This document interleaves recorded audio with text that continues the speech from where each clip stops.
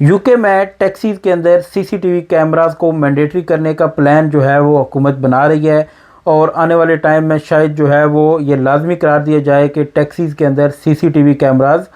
लगाए जाएं। जो ट्रांसपोर्ट सेक्रेटरी हैं यूके की लिलियन ग्रीनवुड, उन्होंने एमपीज़ को ये बताया है कि मैंडेटरी कर सकती है गवर्नमेंट जो है वो सीसीटीवी कैमरास टैक्सीज़ के लिए, और उसकी जो वजह बताई गई है वो ये बताई गई है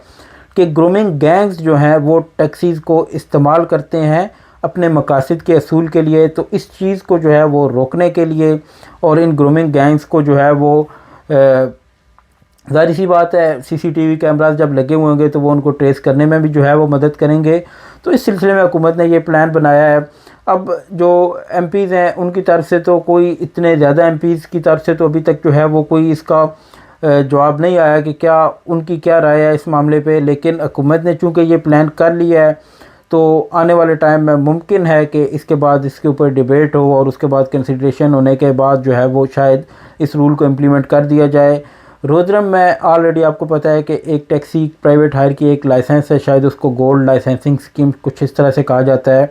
वहाँ पे ऑलरेडी जो है वो सीसीटीवी कैमरास को लाजमी करार दिया जा चुका है। तो अब गवर्नमेंट का ये प्लान है कि पूरे इंग्लैंड में जो है वो सीसीटीवी कैमरास को लाजमी करार दिया जाए। अभी तक ये रूल नहीं आया, लेकिन अगर आने वाले टाइम में ये कानून आ जाता है तो उसके बाद जो है वो जितने भी लोग लाइसेंस के लिए अप्लाई करेंगे बेसिक स्टैंडर्ड के मुताबिक उसको सीसीटीवी कैमरा को जो है वो आपकी टैक्सी में लाजमी करार दिया जा सकता है।